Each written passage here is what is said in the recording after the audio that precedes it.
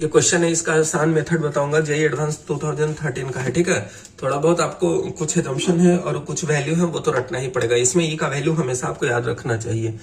Late f such that 1/2 to 1 to r the set of all real number be positive non-constant and differentiable function such that f dash x less than 2 times f of x and f of 2 is equal to 1, then the value of integral 1/2 to fx dx। देखो given condition है उसके अनुसार हम fx को मान लेते हैं e raised to the x minus of 0.5।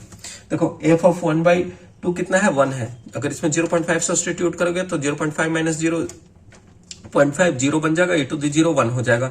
इसका मतलब पहला गिवन कंडीशन सेटिस्फाई कर रहा है। दूसरा f dash x less than 2 times f dash x भी निकाल लोगे तो ये आपका क्या बन जाएगा, e to the x minus 0.5।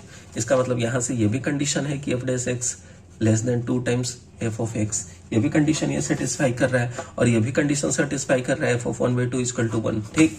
ये भी है। दूसरा कंडीशन क्या है, पॉजिटिव है। बिल्कुल भाई, इंटायर डोमेन में एक्सपोनेंशियल फंक्शन क्या होता है, पॉजिटिव ही होता है। ये तो खैर 1/2 से 1 के बीच में ही दे रखा है। नॉन कांस्टेंट है, हाँ बिल्कुल भाई, एक्सपोनेंशियल फंक्शन कांस्टेंट नहीं होता है। डिफरेंशिएबल, बिल्कुल भाई, एक्सपोनेंशियल फंक्शन डिफरेंशिएबल भी होता है। तो इसका हम सारे कंडीशन लाइक कर रहे हैं। अब आपसे पूछ रहा है इंटीग्रल 1/2 मतलब 0.5 से 1 के बीच में fx dx कर लो, x माइनस 0.5 dx।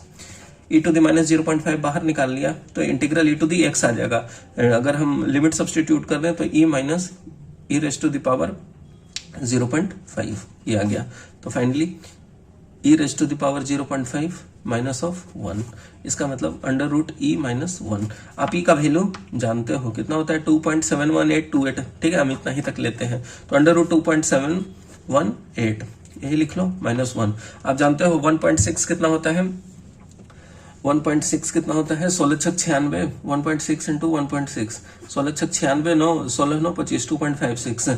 अब 1.7 289, तो 1.65 के मान लेते हैं अप्रोक्सीमेटली, 1.65 इसका आएगा और माइनस 1 मतलब 0.65 आंसर के आसपास आएगा, ठीक।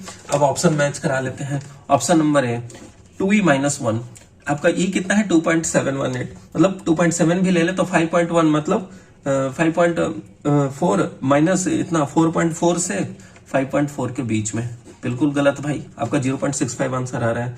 ऑप्शन नंबर बी देखो, ऑप्शन नंबर बी कितना है, e माइनस 1 जो कि 1.7 हो जाएगा और 2e माइनस 1, 2e माइनस 1 अभी निकाले हैं 4.4, नहीं भाई बिल्कुल नहीं, हमें 0.65 आंसर आ रहा है। ऑप्शन नंबर सी देखो, e माइनस 1 कितना निकाले हैं 1.7, अगर मतलब 2 से डिवाइड कर देंगे तो जितना कितना आ जाएगा 0.85 आ जाएगा, कॉमा दे लो। e माइनस 1 कितना है 1.7, नहीं भाई हमें तो 0.65 आ रहा है, तो ऑप्शन सी भी गलत। ऑप्शन डी देख लेते हैं, 0 से लेकर e माइनस 1/2 मतलब 0.85, बिल्कुल सही। देखो 0 से 0.85 के बीच में हमारा 0.65 है, तो करेक्ट ऑप्शन कौन सा होगा, ऑप्शन नंबर डी। तो इसका दर इसको सॉल्व करना था।